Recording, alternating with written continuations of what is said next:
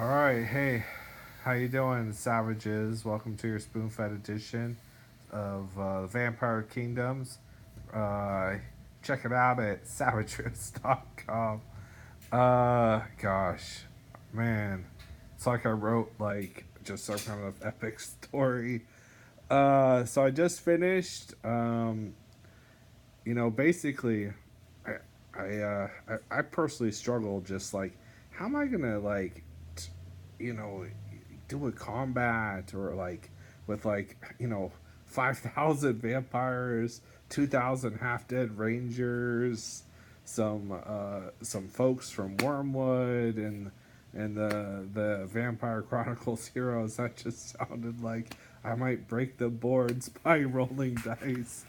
So fortunately, Savage Worlds has a great kind of quick combat, dramatic task kind of deal, and I know sometimes that's not as awesome as being able to, roll your dice against the vampires, but it's to me, I thought it would be a lot more interesting to tell you guys that you did it, you made it, right? Like you got to the boats, you freed some rangers. I don't really know how many were freed, but they're going one way. They're going out to some safe harbor. Uh, you guys have one boat headed to a geyser. There could be some rangers on it as well. I don't know how many. And then you guys are going to the geysers, and I got some Soldad and Rodney are giving some drama to it. Apparently I'm not a boater, so I don't know a lot about boating. So I use the word shoal and draft, bow. Hopefully I used them correctly. And then we got some the vampire intelligence. It's obviously still alive and it's coming after you guys. And Rodney is like, "Hey, you want me to go kill it with my bomb?" And so yeah, so that's sort of like where you the action starts. Like you guys, just sort of like a Butch Cassidy Sundance Kid. You guys went out to do some stuff, and then we're picking it up after that stuff had been done. You guys succeeded. You're on the boat. So this is a really good chance for you guys to tell me and us like how did you succeed. And so I know it's like a really big sort of scene. There's lots of different ways you could go. So I crafted a separate story for everybody. Threw it into an OCC and gave you some fun. So tried to just help you guys, give you a little jump start to your narrative.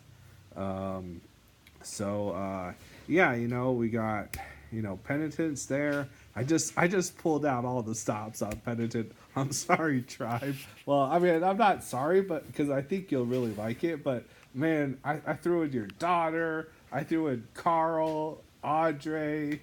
I just threw it all in, and so I figure like this could just and the demon, the demon is coming after you.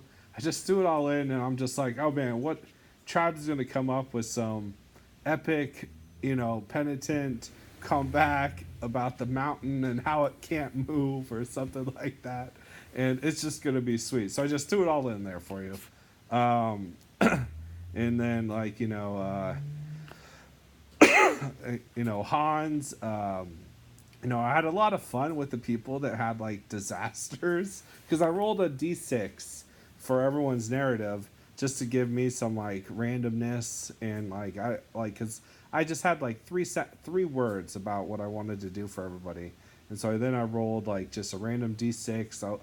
I used the Freedom Squad's sort of disaster, snafu, major issue interference, uh, like something lucky and jackpot I think it is to give sort of like just a randomness to everybody's scene, and so like penitent and Hans drew the short stick, where they both got to complete disasters, which I think were really fun. It was really fun to write, and I was thinking like just how could it be really creative and give these two awesome bad bad A.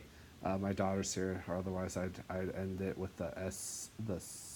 Uh, she's looking right at me like she's like some kind of vampire. um, anyway, so we're gonna, and then I have, come on, Pearl, come on. And then I have, Mercy was a lot of fun because she got the jackpot. Um, and so, I did this like fun filled, sexy time with the dwarves. Hans, don't read. Oh man, it killed me, but I think it's gonna be really cool. And Jessica Bronze, question: can you dig in at the top of a cave in between stalactites? Answer: yes. So Mercy has some cool stuff going on. And then Ashlyn, I had like this horrible time figuring out. I was like, oh, do I want to bring your like parents back to life? No, you've already. I checked; they're already killed. But I was like, oh, Matthew did a really cool thing where he sort of tied a little bit about what's going on in Vampire Kingdoms to his 101st. So I figured, you know what? I'm going to tie it back. You tied it to me, I'm tying it back. So I did this cool little thing where I'm a big fan of like Buffy the Vampire Slayer, and I think maybe even at like Star Trek Enterprise, it did like an episode where like the character wakes up and it was like, was it all a dream? Like, you're not necessarily in a mental ward or anything like that, but I thought it'd be fun. Like, you're back in New Alamo, right after the vampires attacked, and the 101st defeated them, and so I threw in like a little Whiskey Pete mention, and it's just sort of like this fun little scene. Like I put a OCC inside the OCC because really what's happening is Ashlyn is trying to communicate with her divine powers and is like having this dream instead, or maybe because.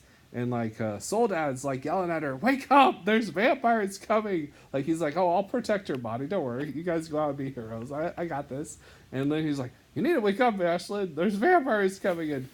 So he's trying to protect her, which I thought would sort of maybe be sort of fun because I think somehow maybe Soldad might be responsible for Ashlyn's parents becoming vampires, and so I thought it might be sort of just I saw that like Ashlyn really couldn't care less about Soldad. Like he's just evil to the core. She would just celestial silver him in the face if she could do it, and then move on with her life. So I thought it might just be fun to have sort of like this scene between the two of them where Soldad's trying to protect her, unconscious body while she's having this interesting, weird dream, yeah. So I thought that was a lot of fun.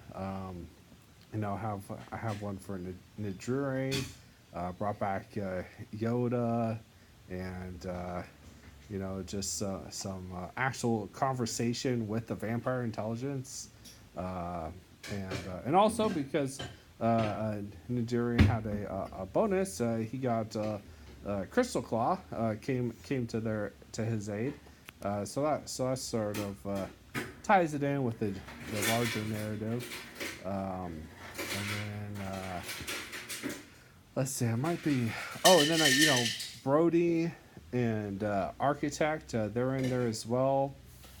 Brody, I thought it would just be fun, like, cause he's just a sad guy. He loves people, loves women, and they just die. And I'm like, hey, you know what, Brody? Sure, I'll bring the one back that just died to life. So Penny's back, but she's a vampire with a. I think I saw Tribe say something about he hated silences. So she's armed with a silence and like stabbed it through your stomach while you were intangible. But that was just the end of the story. The Brody's OCC actually has a lot of information told by actual characters from the Reds Ranger. So I think it's Sir Lazarus, Colonel William, and then the two Psy Stalkers that are part of Red's Rangers. I can't remember their names off the top of my head. But so I thought that would be fun. And then Architect, you got a cool chance to, like, almost like rescue a boat single-handedly. I don't know. Ever since I first started running the 13th Tomorrow Legion, I love the Maelstrom Makers. I hope they come out in the new books. So I threw in a Maelstrom Maker in the water just because you were like, oh, I'm gonna go to the water and like investigate. I was like, oh yeah, you know what? You're gonna find something in that water. Don't you worry, Architect. So I had a little chit chat with Soldad at the beginning for him, and then ended it with like a Maelstrom Maker starting to pull the boat into its mouth. So Architect can save a boat in in 100 Rangers or whatever. Um, yeah. So I think I mentioned everybody. If I didn't, I apologize. You're still important. Don't worry. You're a special snowflake inside my own heart. Okay. Well, I have some directions on the results. Included like a little special bonus, +2 if you want to throw in a signature edge or spell.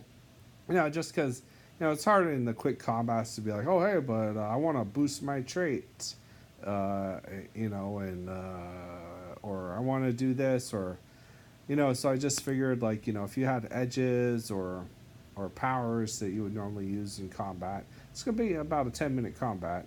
But I figured, like, you could get a +2 to your roll or something like that for sort of. I think we've done a signature move kind of thing before, so you guys can include that again. Okay, well, anyways, it's a fun chat, and I really enjoyed it. I hope you enjoyed the post. I'm sorry it took so long. Basically, it's like I had to write 7 posts, but I had a lot of fun. Ultimately, I think it ended up being real fun. Hope you guys enjoy it, and yeah, thank you for listening or watching the spoon-fed edition of SavageRifts.com, your Vampire Kingdoms. Stay savage.